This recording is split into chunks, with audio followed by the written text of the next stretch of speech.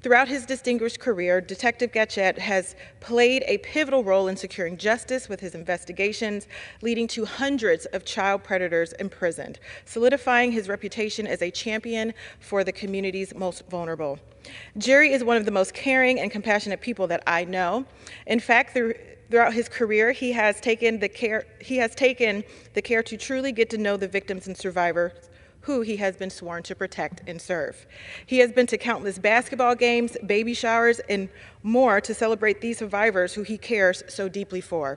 He even walked one of the people he supported down the aisle at her wedding. In fact, my husband and I met Jerry when we hired him to secure our wedding when MAGA protesters threatened our very precious and sacred event. He has always put the people of our community first, and his deep desire to serve his community is an inspiration to all who have had the opportunity to experience his passion for protecting our community's most vulnerable. Well, one thing we can be certain of, I bring my copy of the United States Constitution with me everywhere I go. And I want to make a pitch that you all take a little bit of time. It just takes 30 minutes to read the Constitution, because it's a fragile experiment that we're engaged in here in the United States of America. When the Maryland National Guard received an order from the Trump administration saying that they should not be involved in events like events celebrating Black History Month. This is an outrage. This is an effort to erase a very important part of American history, of Maryland history. And to say to the Maryland National Guard that they're barred, that they can't participate in a parade to celebrate the life of a great Marylander and a great American, the abolitionist Frederick Douglass, is just one more sign of how depraved the Trump administration is. Completely embarrassed by this draft-dodging commander-in-chief who wants to sell us out to Putin and be Putin's puppet, to this pogue, coward vice president who's never even bothered to visit Ukraine. I mean, Lindsey Graham's been to Ukraine several times. I've been to Ukraine. Can't even bother to visit as a member of Congress to understand what's going on the ground. You're playing cards. Mr. President. You're playing cards. You're gambling with the lives of millions of people. You're gambling with World War III. You're gambling with World War III. And what you're doing is very disrespectful to the country, this country. It's back to you. Far more than a lot of people said they should have. Have you said thank you once? A lot of times. No, in this even entire today. meeting, you said thank even you. Today. You went to Pennsylvania and campaigned for the opposition in October. Offer some words of appreciation for the United States of America and the president who's trying to save your country. So what can I say to American people in English? My English is poor.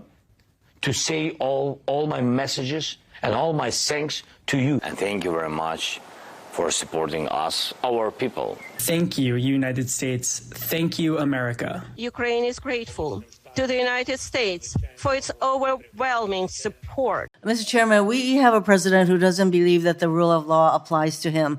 And that is why there is real concern that this is an administration that is not going to comply with court orders. And when I hear Republicans on this committee talk about Korematsu, excuse me, I don't remember back when Korematsu was decided that there was this hue and cry about how wrong that decision was. And for my colleagues on the other side to start banding around Korematsu as being an obviously wrongly decided case, it took until 2018 for this court to kind of say, oh, well, that was wrongly decided. Give me a break. There is such a thing as a rule of law. That is the thing that separates democracies from all other forms of government. So the decision by Elon Musk and by the president to fire nearly 20% of Bonneville workers in the name of efficiency and saving taxpayer dollars is not just wrong-headed, it is reckless and outrageous and will make power less reliable and more expensive for our 4 states. In other words, all downside, no upside.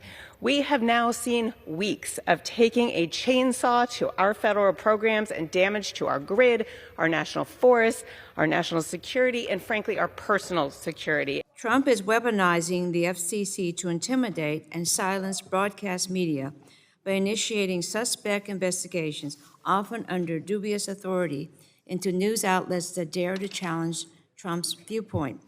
I am especially alarmed by the attacks on our public media. I hear from my constituents on the phone and at town halls about how terrified they are at the thought of losing their beloved PBS and NPR stations. But today, we were able to open the largest new healthcare for veterans center in the country. Number two, I help military families, particularly in Hampton Roads, make sure as they move from one duty post to another, their furniture moved with them. Transcom and the contractors were doing a crummy job. We're going to get that changed. Number three, I again introduced bipartisan legislation to provide additional resources to prevent the unconscionable number of veteran suicides. Simon highlighted how cuts to the National Institutes of Health will impact research underway in the Bay Area.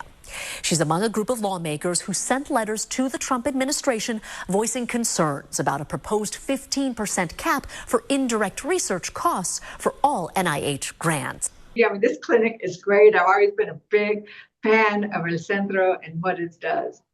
But let's talk about some of the facts.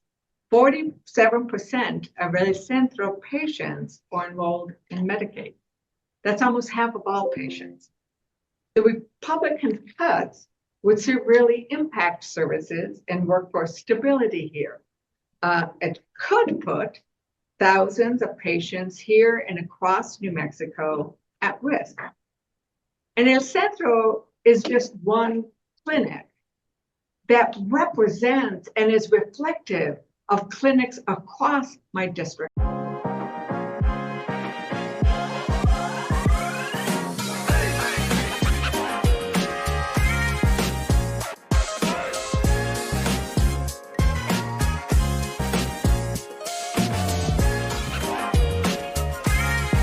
I just had an opportunity to visit with all 34 of the mushers that are hitting the trail.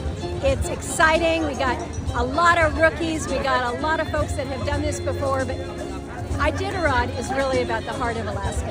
And we saw that manifested today. So to be here, to wish them all well, Godspeed, was really very, very special. Mush on!